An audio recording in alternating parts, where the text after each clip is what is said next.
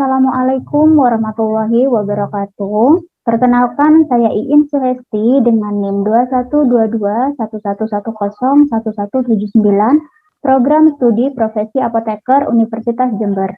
Baiklah, di sini saya akan menjelaskan tentang pengembangan farmasi, resume dari kuliah tamu farmasi industri. Pengembangan farmasi terdiri dari dua. Yang pertama, obat baru, dan yang kedua, obat generik. Nah, untuk obat baru sendiri, dia terdiri dari beberapa poin. Yang pertama, itu zat aktif baru, di mana zat aktif baru ini dapat diperoleh melalui kimia sintesis yang dikembangkan. Kemudian, bisa juga diperoleh dari bahan alam yang dilakukan pengolahan sampai menjadi isolasi aktif. Selanjutnya, yang kedua ada kombinasi baru, di mana zat aktif yang sudah ada kemudian dilakukan kombinasi. Nah, hal ini bertujuan untuk memudahkan pasien. Contohnya pada pasien geriatri yang harus meminum obat dalam jumlah yang banyak. Kemudian yang ketiga itu ada bentuk sediaan baru. Misalkan obat lama itu berbentuk tablet, kemudian dikembangkan dan dibuat menjadi bentuk lain, contohnya oral solution. Nah, di sini bertujuan untuk memudahkan pasien yang tidak bisa menelan obat berupa tablet. Kemudian yang keempat itu ada cara pelepasan baru. Nah, di sini misalkan tablet yang semula merupakan tablet lepas cepat dirubah menjadi tablet lepas lambat. Hal ini bertujuan supaya yang awalnya kita meminum obat 3 kali sehari dapat menjadi 1 kali sehari untuk kenyamanan si pasien itu sendiri. Kemudian yang kelima ada potensi baru.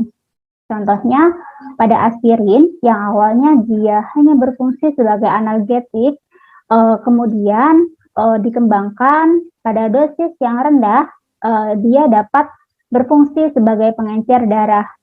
Hal ini menjadi indikasi baru untuk si aspirinnya itu sendiri. Kemudian yang terakhir ada rute pemberian baru.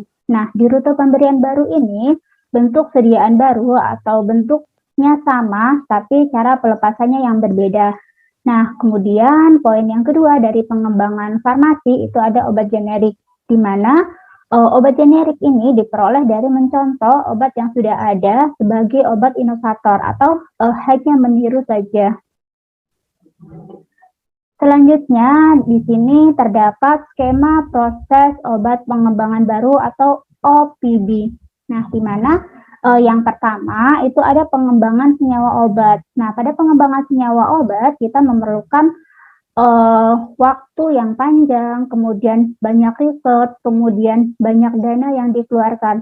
Tapi pada akhirnya dari beberapa riset tersebut, tingkat keberhasilannya masih sangat minim. Nah, pada pengembangan riset ini atau pengembangan senyawa obat, kita mencoba untuk mencari efek farmakologi yang memiliki potensi terapeutik yang optimal, tetapi dengan toksisitas yang serendah mungkin. Nah, apabila telah diperoleh senyawa yang potensial, maka dilanjutkan dengan uji preklinik. Nah, selanjutnya bisa menjadi bahan yang prospektif. Apabila ini sudah tercapai, dilanjutkan ke pengembangan formula dan proses agar dapat diberikan ke subjek. Kemudian selanjutnya ada pengembangan metode analisis. Nah, selanjutnya ada juga uji non-klinis. Tapi untuk uji non-klinis ini, untuk pengembangan obat baru itu tidak semuanya melakukan uji non-klinis.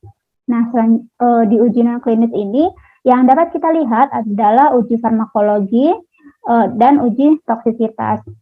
Selanjutnya, yang terakhir itu ada program pengembangan klinis. Nah, di mana ini terdiri dari 4 fase. Yang pertama fase 1, fase 2, fase 3, dan fase keempat. Untuk fase 1 ini obat diuji cobakan pada sukarelawan sehat. Kemudian fase 2, obat diuji cobakan pada sekelompok kecil pasien, dan fase ketiga obat diujikan pada sekelompok besar pasien. Sedangkan untuk fase keempat itu adalah post-marketing surveillance atau studi pasca pemasaran. Nah, ini merupakan alur proses pengembangan obat.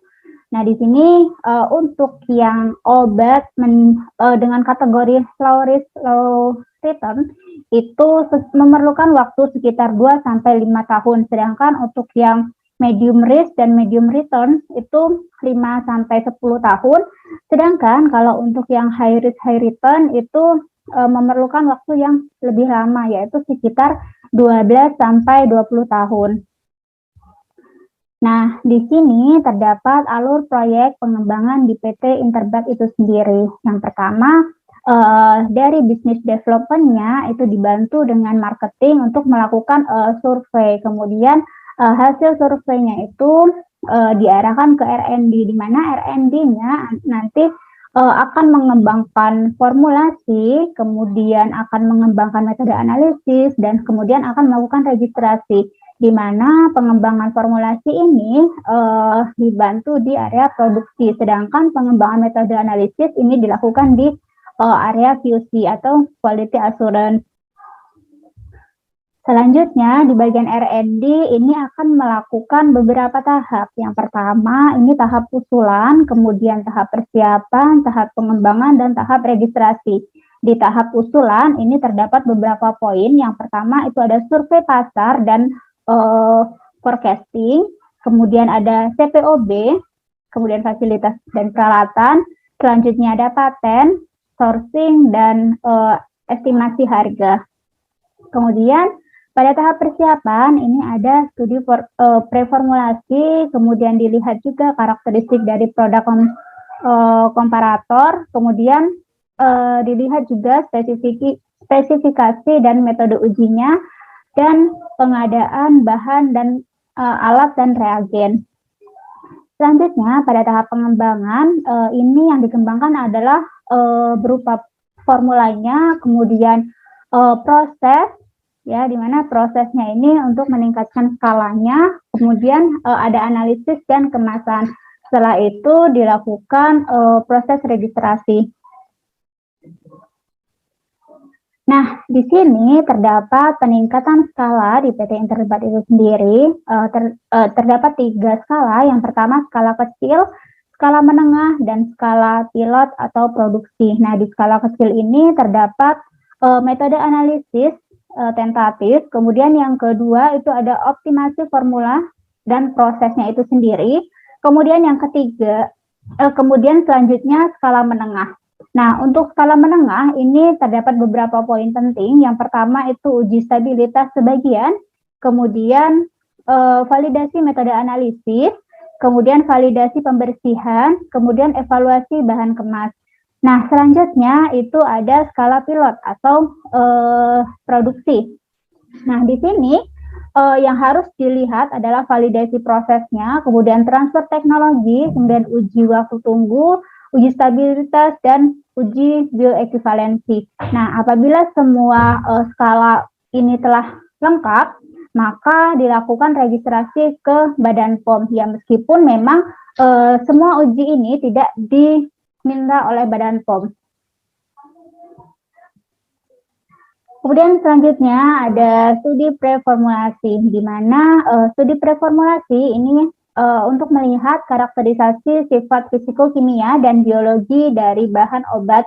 Kemudian studi preformulasi juga merupakan studi kompatibilitas obat eksipien. Nah, tujuan dari studi preformulasi ini yang pertama merupakan dasar rasional pada formulasi, kemudian yang kedua itu dasar optimalisasi kualitas dan kinerja produk obat, kemudian yang ketiga meningkatkan tingkat kesuksesan dan efisiensi formulasi produk. Nah, ini terdapat beberapa faktor yang perlu diperhatikan pada preformulasi. Yang pertama, sifat fisika. Pada sifat fisika ini terdapat beberapa faktor seperti pemerian, ukuran, bentuk, luas permukaan partikel, polimorfisme, kemudian titik lebur, kelarutan, higroskopisitas, densitas, dan sifat alir. Kemudian yang faktor kedua itu ada sifat kimia. Nah, di sifat kimia ini terdapat beberapa poin yang harus diperhatikan. Yang pertama, struktur dan gugus fungsinya, kemudian konstanta ionisasi atau pKa, kemudian koefisien partisi, kemudian isomer, kemudian stabilitas fase padat dan dalam larutan, kemudian pengotor dan senyawa yang sejenis. Selanjutnya ada sifat biologi, di mana sifat biologi ini yang dilihat hanya ada dua faktor. Yang pertama, klasifikasi biofarmasetika atau BCS, kemudian yang kedua adalah keamanan terhadap operatornya. Nah, di sini terdapat tahapan pengembangan formula. Untuk tahapan pengembangan formula, yang perlu dilihat adalah atribut bahan aktifnya, kemudian pengaruh terhadap mutu produk, kemudian eksipien, kemudian pengawet, baik itu dosis dan keamanannya. Nah, untuk pengawet dan eksipien ini dapat dilihat di Handbook of Pharmaceutical Excipient atau di pustaka lainnya. Kemudian spesifikasi produk ini dapat dilihat di FI, USP, kemudian BP, EP, kemudian GP dan farmakologi lainnya. Selanjutnya ada karakterisasi produk kompetitor. Nah, di sini ada juga sediaan pediatrik, kemudian average dan inkompatibilitas. Selanjutnya itu tahap pengembangan proses. Pada tahap pengembangan proses terdapat 3 poin penting yang harus diperhatikan. Yang pertama, proses produksi sediaan padat, di mana ini terdiri dari kempal langsung dan granulasi, baik itu granulasi basah maupun granulasi kering. Yang kedua itu kemasan farmasi. Nah, kemasan farmasi terdiri dari beberapa bentuk sediaan. Yang pertama untuk sediaan padat, yaitu berupa blister, strip, botol, dan saset. Kemudian yang kedua itu untuk kemasan sediaan non-steril, itu berupa botol dan saset. Kemudian untuk kemasan semi-solid, itu berupa tub dan blister. Dan yang terakhir itu bentuk kemasan sediaan steril, yaitu berupa botol vial, ampul, kantung infus, dan syringe. Kemudian selanjutnya itu ada scale up. Nah, di sini terdapat tahap pengembangan metode analisis. Nah, untuk tahap pengembangan metode analisis ini terdapat metode acuan, di mana metode acuan yang kita gunakan adalah monografi farmakope, bisa jadi dari pustaka lain juga, contohnya dari jurnal, dan teruntuk disolusi, itu kita mengacunya ke FDA atau Food Drug Administration. Kemudian ada juga pedoman bioekivalensi. Nah, di sini terdapat monografi farmakope dari tablet fluoxetine. Nah, di sini ujinya menggunakan HPLC, kemudian untuk kadarnya itu 90,0% sampai 110,0%. Kemudian selanjutnya ada tujuan adjustment, yang mana ini terdiri dari memenuhi kriteria uji kesesuaian sistem dan ketersediaan kolom. Selanjutnya ada kriteria penerimaan disolusi. Nah, ini dinyatakan sebagai Q atau persentase bobot bahan aktif terlarut terhadap bobot label. Umumnya dalam rentang 75% sampai 80%. Nah, ini adalah contoh alat disolusi. Kemudian di sini terdapat kriteria penerimaan pada uji disolusi. Nah, di sini ada tahap, jumlah sampel, dan kriteria penerimaannya. Untuk tahap S1, ini jumlah sampel yang digunakan itu ada 6 tablet. Kemudian kriteria penerimaannya itu tiap unit lebih dari sama dengan Q plus 5%. Kemudian apabila tahap S1 belum memenuhi, maka dilanjut dengan tahap S2, di mana ditambahkan dengan jumlah sampel 6 lagi, kemudian dilihat kriteria penerimaannya, yaitu rata-rata 12 unit, yaitu S1 plus S2, mendapatkan nilai lebih besar sama dengan Q. dan tidak ada unit kurang dari Q-15%. Kemudian apabila S2 belum memenuhi syarat, maka dilanjutkan dengan S3 dengan jumlah tablet 12 tablet. Nah, di sini akan dilihat kriteria penerimaannya, yaitu rata-rata 12 unit, yaitu yang terdiri dari S1, S2, dan S3, mendapatkan nilai Q lebih besar dari sama dengan Q. Nah, kemudian tidak lebih dari 2 unit yang kurang dari Q-15%, dan tidak ada unit yang kurang dari Q-25%. Nah, untuk melakukan uji di solusi ini, tablet awal yang digunakan itu adalah 24. Entah itu nanti memenuhi syarat pada tahap S1, S2, ataupun S3. Yang pasti awal pengambilan tabletnya itu adalah 24 tablet. Nah, selanjutnya ada uji stabilitas, di mana uji stabilitas ini prinsipnya menjamin stabilitas suatu produk, kemudian menjaga spesifisitas produk, kemudian dikemas dengan bahan kemas tertentu, disimpan sesuai kondisi yang telah ditetapkan, kemudian dengan periode waktu tertentu. Nah, tujuan dilakukan uji stabilitas ini yaitu untuk pengembangan, di mana dia untuk mengembangkan formula, proses, maupun bahan kemasnya itu sendiri. Kemudian selanjutnya untuk registrasi, di mana untuk uji stabilitas ini ada beberapa dokumen yang dibutuhkan. Selanjutnya sebagai post market, yaitu untuk melindungi dari klaim atau pada saat studi pasca pemasaran ketika obat sudah dipasarkan. Kemudian selanjutnya jenis uji stabilitas. Nah, jenis uji stabilitas ini ada stabilitas cepat atau accelerate, kemudian ada stabilitas jangka panjang long term, kemudian ada in-use stability, kemudian ada stress testing. Nah, ini adalah alat uji stabilitas yang bernama climatic chamber. Pada climatic chamber ini kualifikasi dan pemantauan perlu diperhatikan. Nah, untuk desain uji stabilitas itu dapat dilihat dari kondisi penyimpanan, parameter uji, spesifikasi, pemilihan batch, dan waktu pengujiannya itu sendiri. Selanjutnya ada uji BABE. Nah, bioavailabilitas ini merupakan kecepatan dan jumlah bahan aktif atau senyawa aktif. Nah, kemudian selanjutnya terserap dari produk obat, kemudian tersedia di tempat kerjanya. Setelah itu ada bioequivalensi, di mana equivalensi farmaseutik atau alternatif farmaseutik. Kemudian pada pemberian dengan dosis molar yang sama, kemudian dia akan menghasilkan bioavailabilitas yang sebanding, yaitu memiliki efek yang sama. Nah, berikut merupakan uji equivalensi. Nah, di mana uji equivalensi ini pada obat kompetitor dilakukan uji equivalensi untuk menjadi obat kopi. Nah, di sini dilakukan secara in vivo dan in vitro. Nah, untuk in vivo sendiri dilakukan bioequivalensi meliputi uji farmakokinetik, uji farmakodinamik, dan uji klinik.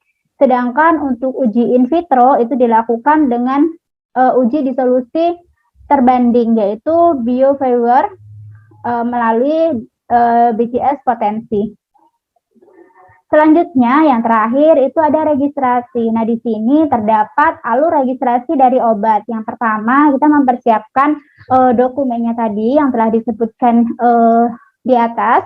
Nah, kemudian dokumen tersebut disubmit, kemudian dilakukan registrasi. Nah, bisa juga dilakukan praregistrasi, kemudian dilakukan persetujuan dari HPR. Nah, setelah itu baru dilakukan registrasi. Jadi ada 2 tahap, bisa langsung registrasi atau melalui praregistrasi terlebih dahulu. Nah, apabila sudah sampai ke registrasi, maka ini akan memperoleh nomor izin edar dan approvable letter. Nah, untuk HPR sendiri tadi merupakan hasil praregistrasi. ya. Jadi ada dua cara, melalui registrasi ataupun melalui praregistrasi, yang nanti hasil praregistrasinya itu dilakukan registrasi untuk mendapatkan NIE dan AL. Nah, ini merupakan website dari Badan POM untuk melakukan registrasi obat. Nah, di sini ada alur praregistrasi. Untuk prosedur registrasi, untuk penampisan registrasi obat, kemudian penentuan kategori registrasi, dan penentuan jalur evaluasi, kemudian penentuan biaya evaluasi, kemudian penentuan dokumen registrasi obat. Nah, ada juga produk layanan hasil praregistrasi. Nah, di sini ada pemohon dan Badan POM, ya. Jadi ini merupakan alur praregistrasi dari obat itu sendiri. Kemudian terdapat kategori registrasi obat. Yang pertama registrasi baru, kemudian registrasi variasi, dan registrasi ulang. Nah, selanjutnya di sini ada cara untuk registrasinya, alur registrasinya yang dilakukan oleh pemohon kepada Badan POM. Baik, itu saja yang dapat saya sampaikan. Terima kasih. Wassalamualaikum warahmatullahi wabarakatuh.